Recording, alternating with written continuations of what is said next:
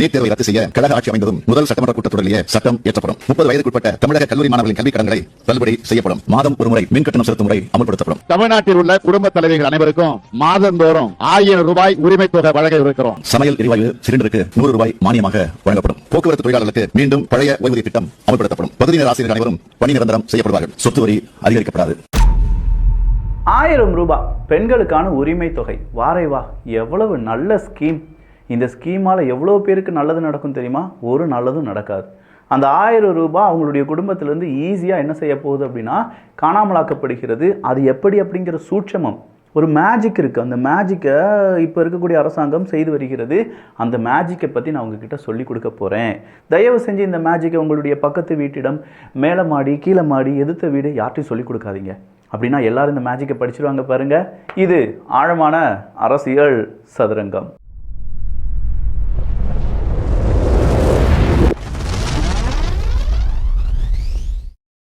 நம்ம வீட்டில் 3 வயசுக்கு கீழே குழந்தை இருக்குது. மாண்டசரி டாய், உடன் மாண்டசரி டாய் ஏதாவது வாங்கி கொடுக்கணும்னா அதில் முதன்மையானது பீட்ஸ் மேஸ் அப்படின்னு சொல்லுவாங்க. அதுவும் ரெயின்போ பீட்ஸ் மேஸ் அப்படிங்கிறது வேற லெவல். 1000 ரூபாய், 900 ரூபாய், 1200, 2000 இப்படின்னு சொல்லி விலை கொடுத்து நீங்கள் வாங்க வேண்டாம். அதே ப்ராடக்ட், அதே குவாலிட்டி, அதாவது இதெல்லாம் எக்ஸ்போர்ட் குவாலிட்டி, ப்ரீமியம் குவாலிட்டின்னு சொல்லுவாங்க. அதை வெறும் 549 ரூபாய்க்கு கிட்ஸ் பெஸ்ட்டில் 2 தினங்கள் உங்களுக்காக தரப்போகிறேன். கலர் படிக்கிறதுக்கு, நம்ம குழந்தைகளுக்கான பிரெயின் டெவலப்மெண்ட்டுக்கு, நம்ம குழந்தைகளுக்கான ஹேண்ட் ஐ கோஆர்டினேஷனுக்கு எல்லாத்துக்குமே உபயோகப்படக்கூடிய இந்த பீட்ஸ் மேஸ் 549 ரூபா. சூப்பரானது.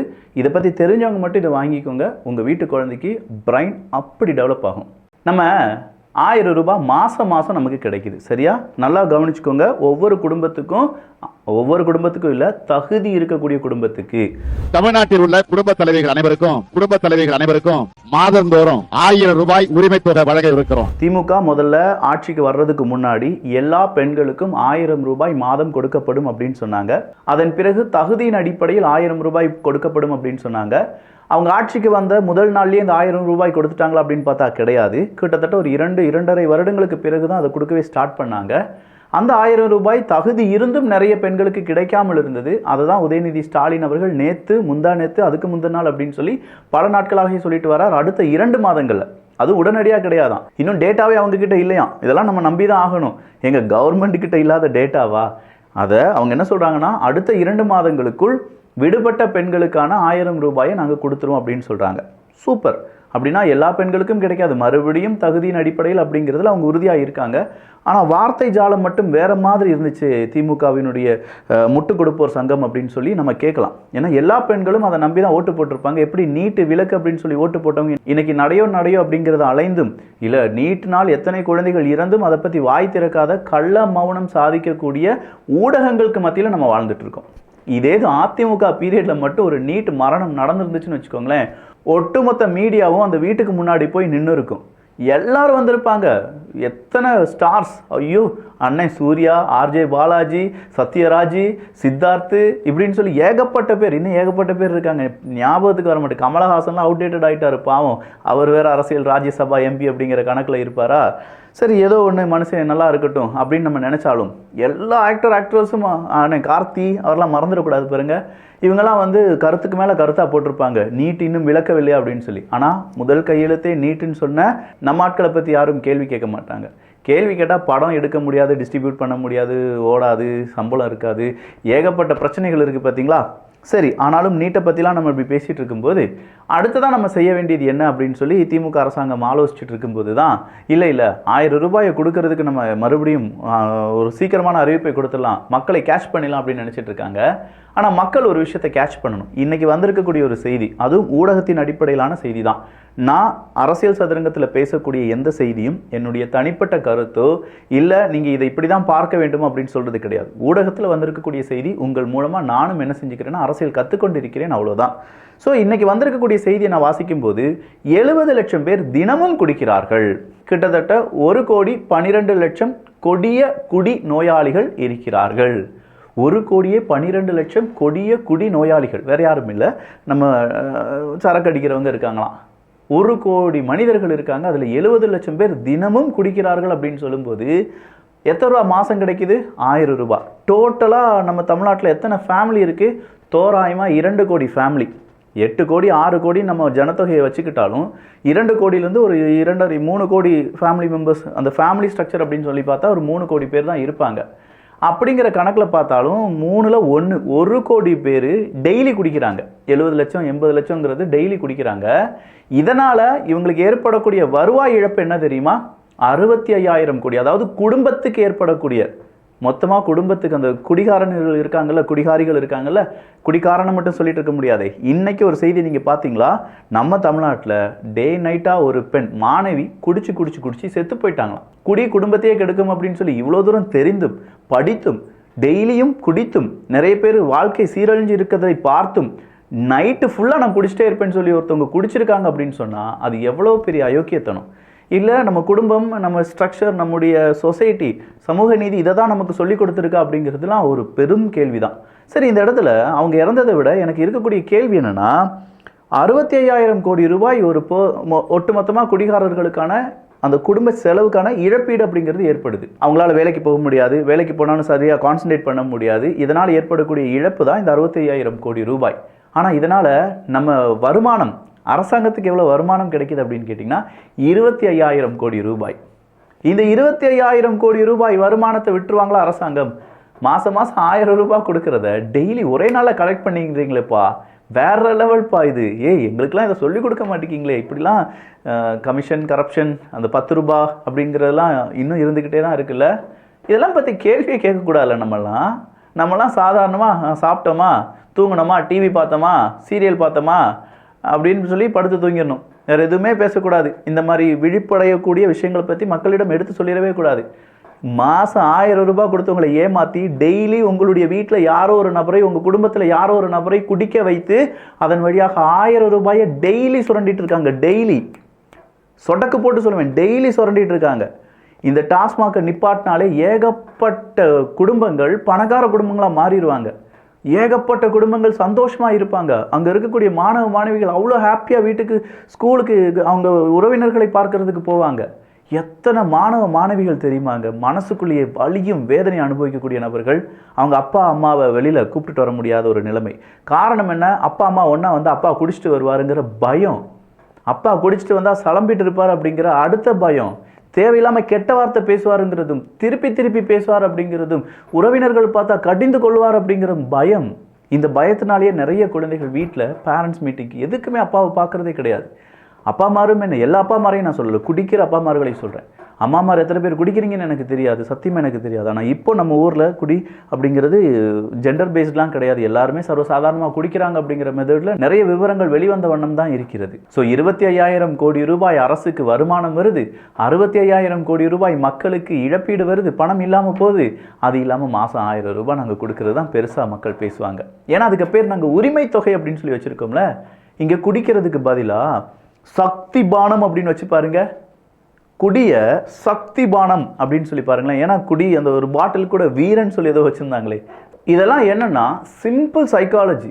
அந்த சைக்காலஜி அடிப்படையில் மக்கள் பேசும்போது அது உணர்ச்சி மிக்க ஒரு வார்த்தையாக பேசினார்கள் என்றால் உண்மையை மறந்து விடுவார்கள். அதுதான் உரிமை தொகை. நான் சொன்ன மாதிரி சக்தி பானம் அப்படின்னு சொல்லியிருந்தால் டாஸ்மார்க்குக்கு இவ்வளோ பெரிய இழுப்பெயர் வந்திருக்காது. அவன் எங்கே போயிருக்கான்? சக்தி பானம் குடிக்க போயிருக்கான். ஓ, அவ்வளோ சக்தி கிடைக்குமா? சக்திலாம் கிடைக்காது. உடம்புல இருக்கக்கூடிய அனைத்து சக்தியும் உறிஞ்சு எடுத்துரும். ஒன்றுமே இல்லாமல் உருக்குலைத்து விடும். கேன்சர் அப்படிங்கிறத இந்த பாட்டிலுக்கு மேலே ஒட்டணும் அப்படின்னு சொல்லி வெளிநாட்டில் இப்போ தீர்மானம் போட்டுட்டு இருக்கான். வேர்ல்டு ஹெல்த் ஆர்கனைசேஷன் ஒரு தீர்மானம் ஓடிட்டு இருக்கு. ஆல்கஹால் உங்களுடைய உடலில் கேன்சரை வரவழைக்கும் அப்படின்னு சொல்லி போட்டிருக்காங்க. ஆனால் நம்ம ஊரில் அதெல்லாம் செய்ய மாட்டாங்க. நான் சொல்கிறது என்னென்னா, புரிஞ்சுக்கோங்க மக்களே, இலவசங்கள் இலவசம் கிடையாது. அது உங்களை விற்று அதை காசு பார்த்து அந்த காசில் கொஞ்சோண்டு தொகையை உங்களுக்கு கொடுத்து 90% அரசாங்கம், அரசு ஊழியர்கள், அங்கே இருக்கக்கூடிய அரசியல்வாதிகள் அடிச்சுட்டு போகிறாங்க. இதுதான் இங்கே நடந்துட்டு இருக்கே தவிர இங்கே பெருசாக இலவசம் அப்படிங்கிறது உங்களுக்கு எதுவுமே இல்லை. ஒருவேளை உங்களுக்கு இலவசம்னா இல்லாமல் இருந்திருந்தால் இதை விட நல்ல இன்ஃப்ராஸ்ட்ரக்சர் நமக்கு வந்திருக்கும், நிறைய வேலை வாய்ப்புகள் வந்திருக்கும், ஏகப்பட்ட முன்னேற்றம் அப்படிங்கிறது வந்திருக்கும். இல்லை விக்கி, கம்பேரிட்டிவ்லி தமிழன் மற்ற ஸ்டேட் கூட பெருசாக தானே இருக்கான், அதனால் நம்ம வளர்ந்துட்டு தானே இருக்கோம். அதே உன்னுடைய கெப்பாசிட்டியே தெரியாமல் இருக்கீங்க நீங்கள்லாம். தமிழன் இவ்வளோ மட்டும் வளரக்கூடிய நபர் கிடையாது. அவன் தானே உலகத்துக்கே இலக்கியத்தையும் சொல்லி கொடுத்துருக்கான், அவன் தான் உலகத்துக்கு போர் முறையை சொல்லி கொடுத்துருக்கான், அவன் தான் எல்லாமே சொல்லி கொடுத்துருக்கான். அப்போ எவ்வளோ பெரிய வளர்ச்சி அடைஞ்சிருக்கணும். அப்போ நம்ம வளர்ச்சியை மட்டுப்படுத்தியது யார்? அந்த கேள்வியை தாயா நம்ம கேட்கணும், வேற எந்த கேள்வி நீங்க கேட்க வேண்டாம். இங்க அடுத்தது எடப்பாடி பழனிசாமி அவர்கள் நீட் ரகசியத்தை டாடி சன் உடனடியாக சொல்லுங்கள். டாடி டாடி அப்பா அப்பா அப்பா அப்பப்பா நீட் ரகசியத்தை அப்பா மகன் உடனடியாக சொல்ல வேண்டும். எதிர்க்கட்சி தலைவர் எடப்பாடி பழனிசாமி எக்ஸ் தளத்தில் பதிவு. நீட் தேர்வு அச்சத்தால் திண்டிவனத்தில் தற்கொலை செய்து கொண்ட மாணவியின் மரணத்துக்கு திமுக அரசே பொறுப்பு. இது யாரும் உதறி தள்ளிட்டுலாம் போக முடியாது. உடனடியாக உதயநிதி ஸ்டாலின் அவர்கள் வந்து என்ன தெரியுமா சொல்லுவாரு, நீட்டு கையெழுத்து போட்ட எடப்பாடி பழனிசாமி அவர்கள் இதை பற்றி பேசலாமா? உங்களுடைய ஆட்சி காலத்தில் எத்தனை நபர்கள் இறந்தாங்க தெரியுமா? சார், அவங்க ஆட்சி காலத்தில் இத்தனை பேர் இறந்ததும் நீட்டை கொண்டு வந்ததற்காக தான் மக்கள் தண்டனை கொடுத்து அவங்களை உட்கார வச்சுட்டு உங்களை ஆட்சியில் எடுத்து வச்சுருக்காங்க. எகெயின் நீங்களும் அதே மிஸ்டேக் பண்ணிங்கன்னா மக்கள் மறுபடியும் யோசிக்க மாட்டாங்க, அதே ரிசல்ட்டை தான் உங்களுக்கும் தருவாங்க. நீட் ரகசியத்தை சொல்லாமல் பொய்யான நம்பிக்கை ஏற்படுத்தி, உண்மையான வார்த்தை, பொய்யான நம்பிக்கையை ஏற்படுத்தி மக்களை குழப்பத்தில் வைத்திருப்பதாக இபிஎஸ் குற்றச்சாட்டு. நீட் ரகசியம் பொய் என ஒப்புக்கொண்டு இனியாவது நீட் மரணங்களை தடுக்க வேண்டும். தயவு செஞ்சு இப்போவாவது ஒரு அரசாங்கத்தால் செய்ய முடியாத ஒரு விஷயத்தை, நாங்கள் நாளைக்கு எங்களுக்கு நீங்கள் ஓட்டு போட்டிங்கன்னா ஒவ்வொரு வீட்டுக்கு முன்னாடி ஒரு ரஃபேல் ஃபைட்டர் ஜெட்டை விடுவோம் அப்படின்னு சொல்லி யாராவது வாக்குறுதி கொடுத்தீங்கன்னா நம்புவீங்களா?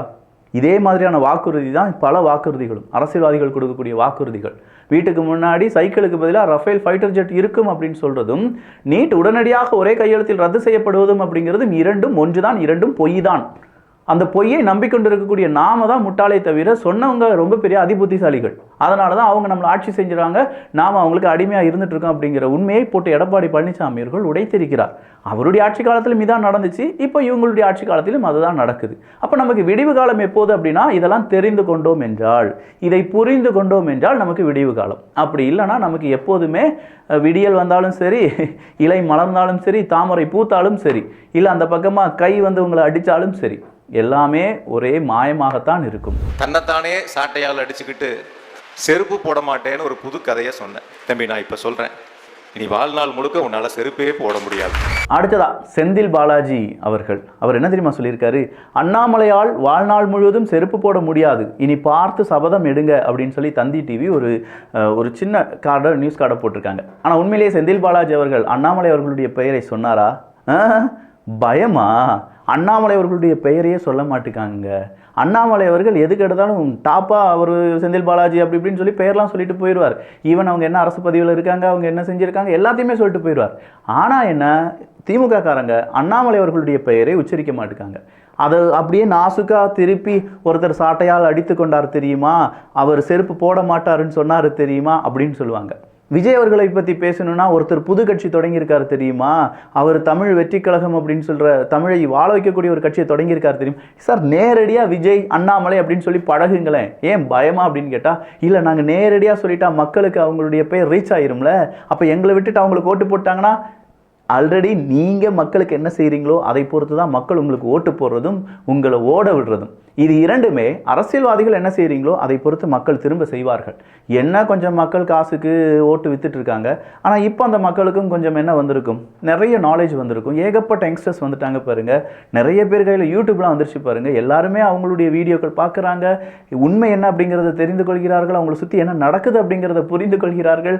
அப்படி இருக்கும் பட்சத்தில் அதிகமாக யாரையும் ஏமாற்ற முடியாது என்பதை நான் நம்புகிறேன். அது 2026க்கு பிறகு அந்த நம்பிக்கை தோற்றுவிட்டது என்றால் அரசியல் சதுரங்கத்தை அப்படியே டேரா கட்டி மூடி போட்டுட்டு பேசாம தமிழ் பட்சத்திலே நம்முடைய வாழ்க்கையை ஓட்டிட வேண்டியதான். அடுத்ததா விசிகால நான் சொன்னேன்ல, தொட்டிலையும் ஆட்டி விடுவாங்க, குழந்தையும் கிள்ளி விடுவாங்க அப்படின்னு சொல்லி, விசிகா ஐடிவிங் அப்படிங்கிற ஒரு ட்விட்டர் வலைதள பதிவு, அவங்க ஒரு என்ன பதிவு பண்ணியிருக்காங்கன்னா, உங்களிடம் தான், உங்கள் மீட்டிங் தான், உன் கட்சிக்காரன் தான், ஆனால் அந்த சத்தம் கேட்குதா, 2026 எங்கள் தலைவர் இல்லாமல் யாரும் ஆட்சி அமைக்க முடியாது. வேறு ஒன்றும் இல்லை, நம்ம மு.க. ஸ்டாலின் அவர்களுடைய பிறந்தநாள் விழா, அதில் திருமாவளவன் அவர்கள் பேச போகிறார். அங்கே இருக்கக்கூடிய எல்லாருமே கரகோஷம் எழுப்பி திருமாவளவன் அவர்களை வரவேற்கிறார்கள். அதை தான் இவங்க இப்படி போட்டிருக்காங்க. இது வந்து ஏதோ ஃபேக் ஐடி மாதிரி இருக்கா, பட் விசிகே ஐடிவிங்க மாதிரி போட்டிருக்காங்க. ஆனால் இதே கருத்தை நிறைய விசிகேவினுடைய தோழர்கள் போட்டிருந்தாங்க. ஏகப்பட்ட பேர் அவங்களுடைய ஸ்டேட்டஸாக வச்சுருந்தாங்க.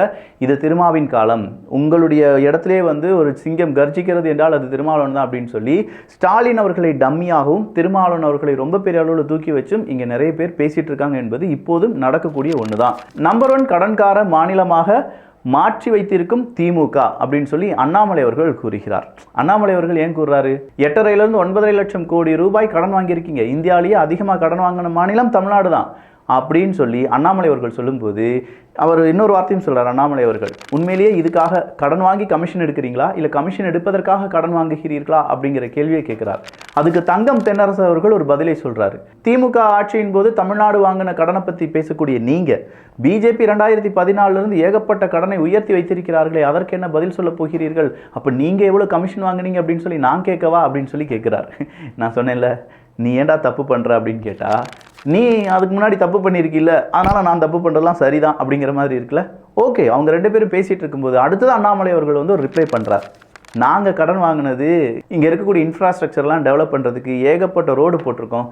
தமிழ்நாட்டில் எத்தனை புதிய நிறுவனங்களை அரசாங்கம் தொடங்கியது, எத்தனை சாலைகளை நல்லபடியாக புனரமைத்திருக்கிறார்கள், இதுக்கான டீட்டெயில்ஸ் இருக்காப்பா? எந்த விதமான டெவலப்மெண்ட்டுமே இல்லாமல் கடன் வாங்கி இருக்கக்கூடிய நீங்கள் எல்லா டெவலப்மெண்ட் செய்யக்கூடிய மத்திய அரசாங்கத்தை எதிர்த்து கேள்வி கேட்குறீங்களா அப்படின்னு சொல்லி அதுக்கான ஒரு தக்கரிப்பிளையை கொடுத்துருக்காரு. ஸோ இந்த தக்கரிப்பிளைக்கு அடுத்ததாக யார் என்ன பதில் சொல்ல போகிறாங்க அப்படிங்கிறதெல்லாம் பொறுத்திருந்து தான் பார்க்கணும். நம்ம பாராளுமன்றத்தில் நம்ம 40 எம்பிக்கெல்லாம் அனுப்பி வச்சிருக்கோம். 39-40 எம்பிக்கள்னு வச்சுக்கோங்களேன். பதாகைகளை ஏந்தி நிற்கிறார்களாம். தமிழ் தான் எங்களுக்கு முன்னுரிமை, ஹிந்தி எங்களுக்கு வேண்டாம், ஹிந்தி தெரியாது போடா, நிதி வேண்டும் வாடா, எங்களுக்கு நிதி தாடா அப்படிலாம் சொல்லி பதாகைகள் வச்சுருக்காங்க. அப்போ சீமான் அவர்கள் கேள்வி கேட்குறார், எங்க இதை நார்மலாக இங்கே இருக்கக்கூடிய பசங்க, வாலிபர்கள், போராட்டத்தில் ஈடுபடக்கூடிய நபர்கள், எல்லா அரசியல்வாதிகளுமே செய்வார்களே, அவங்க கையில் ஒரு பதாகைகள் கொடுத்தீங்கன்னா அவங்க ஒரு நோட்டீஸை இப்படி தான் வச்சுட்டு இருக்க போகிறாங்க. இதுக்காக உங்களுக்கு அதிகாரம் கொடுத்து 39-40 எம்பியை உள்ளே அனுப்பியிருக்கோம், நீங்கள் என்னெல்லாம் செய்யணும் அப்படிங்கிற கேள்வியை கேட்டிருக்காங்க.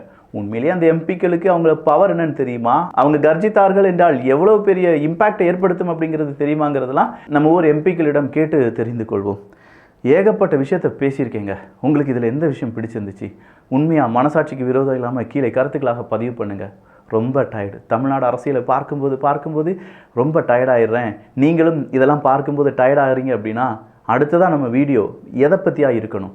உண்மையிலேயே 2026 எலெக்ஷன் பேஸ்டாக இருக்கணுமா, இல்லை இப்போ பேசிகிட்டு இருக்க மாதிரி இதுவே ஓகே இப்படியே கண்டினியூ பண்ணலாமா?